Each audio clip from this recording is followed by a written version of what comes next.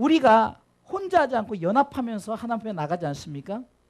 아담에게 하와를 주신 목적이 창세기 2장 18절을 보니까 중반 보니까 사람의 독처하는 것이 좋지 못하다. 혼자 있는 것이 좋지 못해. 하나님 보시기에 사람이 혼자 있는 것이 보기 좋지 못해서요. 별로 하나님 보시기 그래서 아담을 깊이 잠들게 하시니 갈비뼈 하나를 빼서 지금 하와를 창조하셨죠. 여러분들 인간이 흙으로 창조했지만 돕는 자는 하와는 무엇으로 창조했어요? 인간의 갈비뼈로 창조한 거예요. 여자는요. 예? 그래서 누가 그러잖아요. 여자는 남자는 흙이고 여자는 뼈이기 때문에 본 차이나 알죠? 깨지지 않는 그 뼈로 만들었다. 막 이래. 그래서 여자가 강한 거예요. 은근히 저도 이렇게 속을 보면은 저는 다 그냥 저기인데 우리 사모님이 더 건강해요.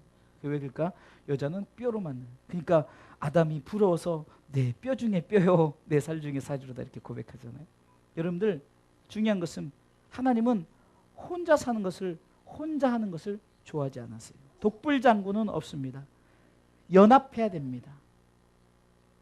8절에 이렇게 말합니다. 8절 오늘 8절 보니까 한마디로 이 말은 뭡니까? 어떤 사람 아들도 없고 형제도 없으니 아무도 없이 홀로 있으나 홀로 있다는 거. 홀로 산다는 것은 무익하다라고 말하죠. 마지막 이것도 어때요? 무익한 도구로다. 혼자 있는 거는 무익하다라는 거. 혼자 하는 것은 또 9절에 보니까 두 사람의 수고를 통해서 상을 얻는다고 말하죠. 두 사람의 수고를 통해서. 9절 볼까요? 두 사람이 한 사람보다 나으면 저희가 수고함으로 좋은 상을 얻을 것입니다. 여러분들 아담 혼자서는 결코 가인과 아벨을 알 수가 없죠. 아담과 하와를 통해서 남자와 여자가 한 몸이 되었을 때 가인과 아벨이 나올 수 있는 거예요. 이것이 영적인 비밀입니다. 우리가 연합할 때 열매 맺는 거예요. 연합할 때 영적인 자녀를 우리에게 주는 거예요. 혼자 할 수 없어요. 저 목회 혼자 못해요. 그러니까 사모님도 붙여주지만 우리 목사님도 붙여주고 우리 권사님 집사님 이렇게 권찰님 다 붙여주는 거예요. 왜요? 그래야 우리가 주의 복음을 전하는데 훨씬 하나님 보시기에 아름다우니까. 그리고 혼자 하는 것보다 둘이 하는 게 상이 많다라고 말합니다. 아니 둘이 나눠 먹으면 힘들죠. 셋이 나눠 먹으면 힘들지만 그것이 바로 인간적인 수학 계산법이지만 하나님의 방법은 나누면 나눌수록 풍성해진다는 거예요. 할렐루야. 그래서 우리는 연합을 해야 됩니다. 연합을 해야 됩니다. 저는 정말 연합하고 싶거든요. 교회들이 왜 한두 명 예배 드려요? 그냥 다 모여서 그냥 작은 교회들끼리 모여서 예배 드렸으면 좋겠어요. 근데 그 고집들이요 참 꺾이질 않아요. 저는 가까운 교회가 연합을 한다면 얼마든지 우리가 여기서 걸어갈 거리라면 얼마든지 갈 수 있어요. 우리 이만큼 그쪽 이만큼 그렇게 드리는 것이 낫고 세 교회 네 교회가 모여서 항상 금요예배 수요예배 드리면 얼마나 좋냐고. 예배도 많아지고 같이 예배도 좀 우리가 좀 중심을 갖고 드릴 수도 있고. 그래 너무 이기적이에요.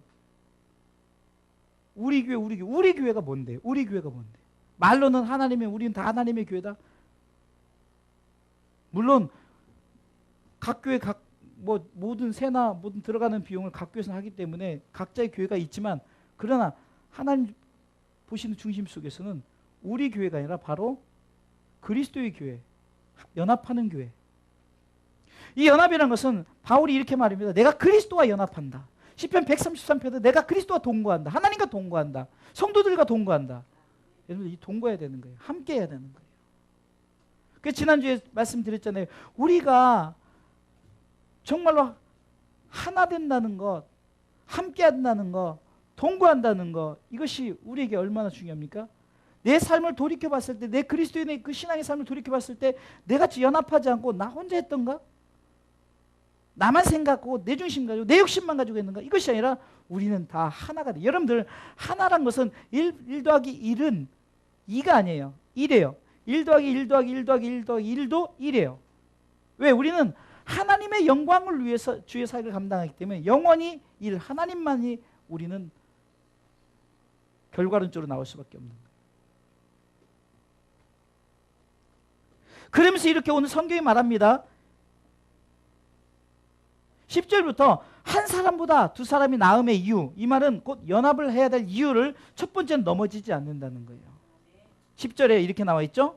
혹시 저희가 넘어지면 하나가 그 동물을 붙들어 일으키리니와 홀로 있어 넘어지고 붙들어 일으킬 자가 없는 자에게 화가 있으리라. 그래서 여러분들 사람 인자가 어떻게 됐습니까? 만약에 사람 인자가 이것만 돼 있으면 넘어져 버리죠. 근데 사람 인자가 어때죠? 받치는 게 있어요. 그래서 안 넘어지는 거예요. 이 중국은요 상형 문자 아니에요. 이 중국 문자를 보면 상당히 어떤 기독교적인 게 많아요. 두 사람이면 넘어지지 않는 거예요. 딱 받치고 있으니까. 근데 둘 다 이렇게 있어 보세요. 넘어지는 거예요. 또 11절에는 따뜻하다는 거예요. 얼어 죽지 않는다는 거죠. 11절에 두 사람 함께 누우면 따뜻하거든요. 한 사람이 어찌 따뜻하랴. 여러분 여기서 우리가 이건 인체의 비밀에서 보면은 사람의 온도가 보통 36.5도 이 정도 나오죠? 그 정도 나온다. 그러면은 혼자 있을 때는 36.5도가 그냥 되지만 둘이 있을 때는 발열체가 돼가지고 따뜻하다는 거예요. 물론 외부 공기가 막 엄청 차가우면 그러죠. 그러나 그만큼 연합하면은 따뜻하다는 걸 얘기하죠. 혼자 있는 것보다 여러분들 보세요.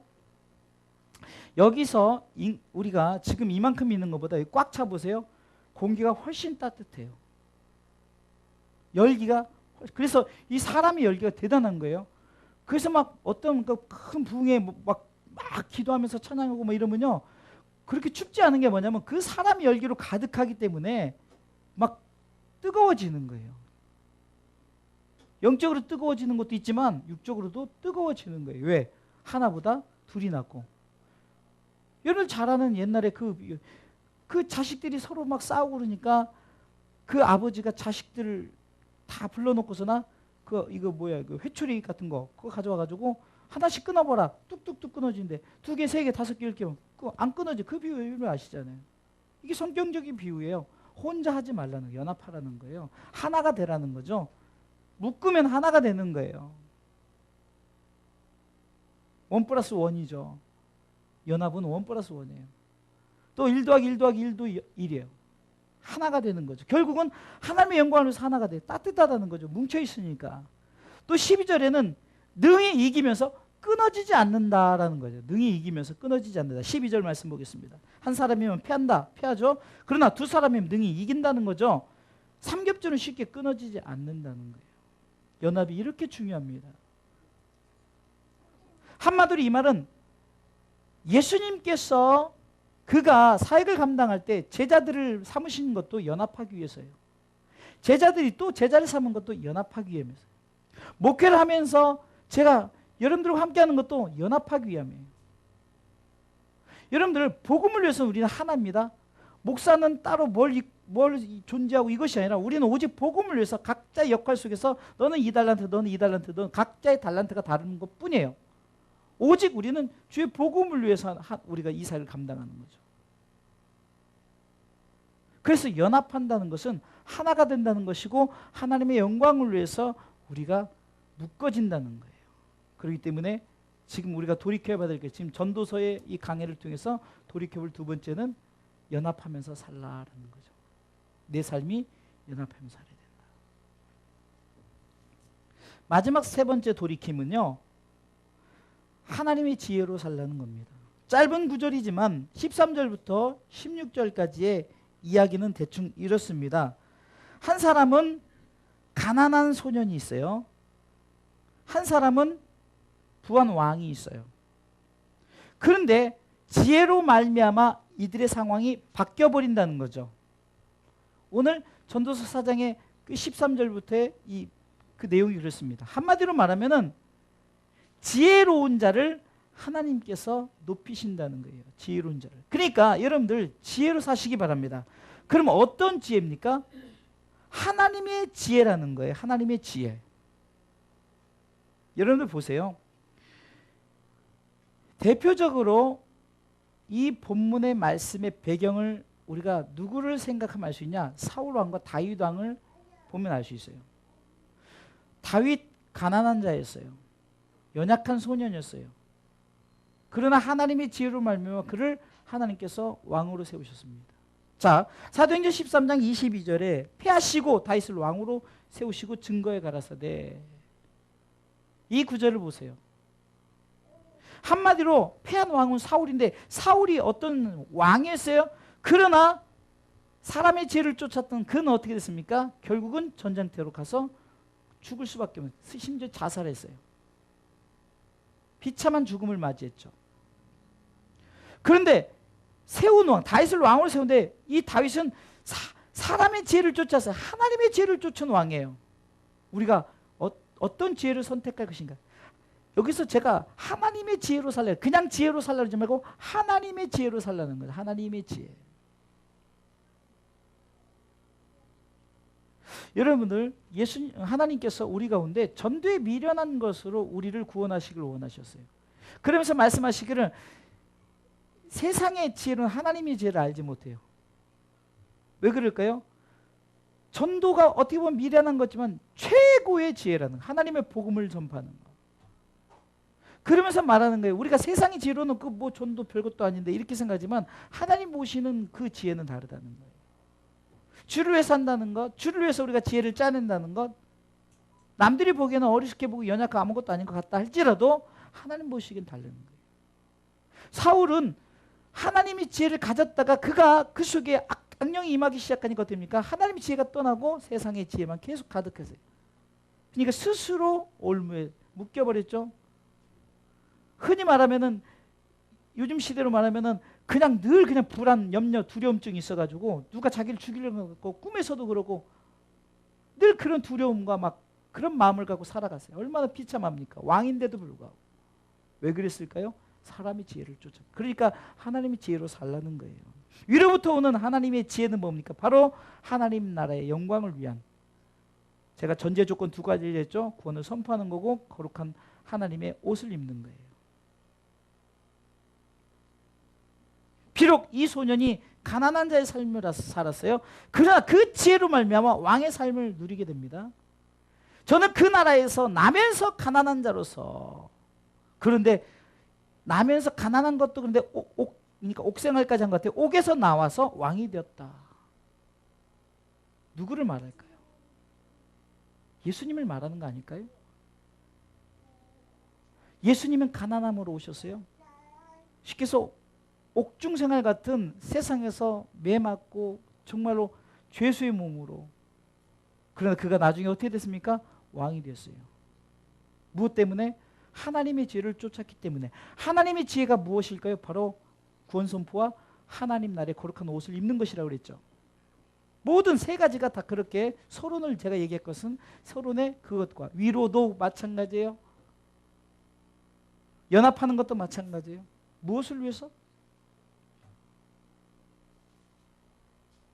그러면서 이렇게 말합니다. 13장 13절, 아니 본문의 13절 13절, 가난하여도 지혜로운 소년은 늙고 두나의 가난을 받을 줄 모르는 왕보다 낫다라고 말하는 거예요. 여러분들이 예수 믿는 것, 돈 많고 악인의 형통을 부러하지 말라. 그들은 망한다라고 말하죠. 시편에서는요.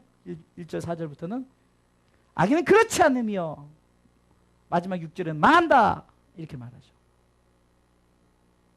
그런데 의인은 어떻게 해요? 의인은 하나님의 회중에 드는 거예요. 그러니까 우리가 어떤 사람들입니까? 바로 하나님의 백성의 사람이라는 거예요. 예수님 우리 가운데 모델 되셨고 그렇게 되신 것처럼 우리가 어떻게 살아갈 것이라는 것을 분명히 말씀해주고 있다는 거예요. 그러기에 하나님의 지혜로 사시기 바랍니다. 여러분들 왕의 삶, 그러나 폐위됐어요. 사울은 왜 그랬을까요? 한마디로 사울은 끝까지 잘 믿지 않았어요.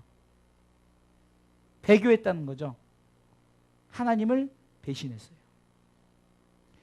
그러나 다윗도 문제가 없었습니까? 여러분들, 내가 지금 죄를 물을 때, 여러분들이 인간적인 법으로 죄를 물을 때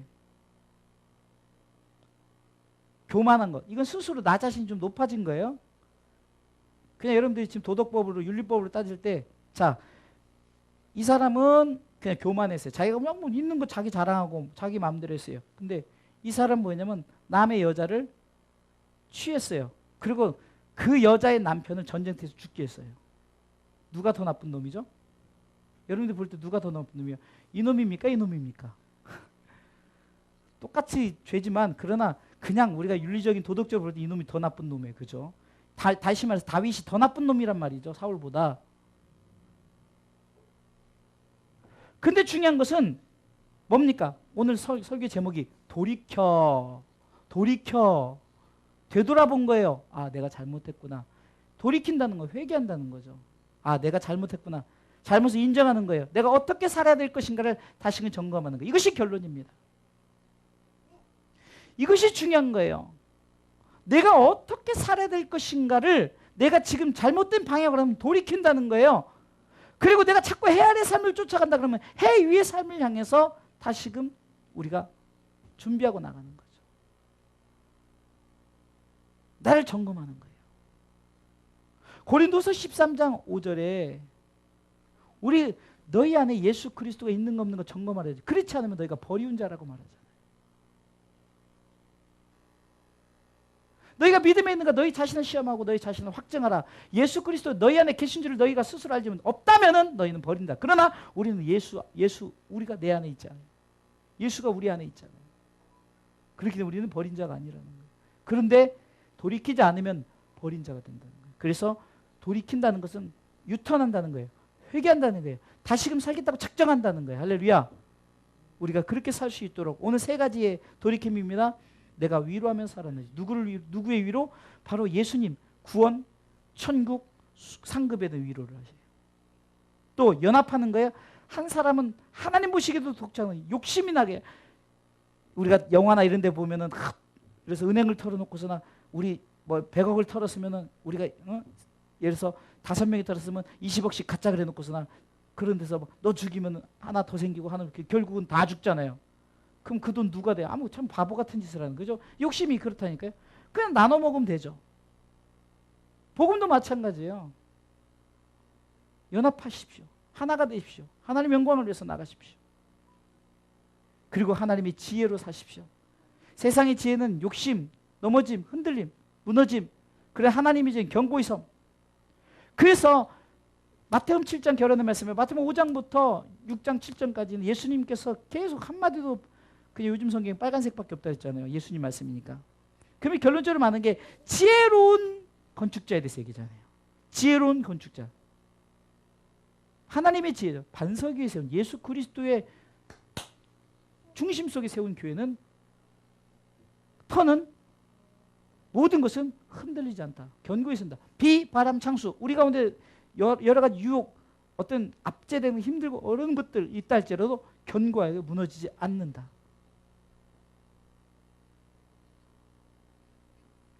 하나님이 지혜로 사십시오. 우리가 다시금 우리의 삶을 돌이키면서 믿음으로 살아가는 우리 신앙의 삶이 되시기를 주님의 이름으로 축원합니다.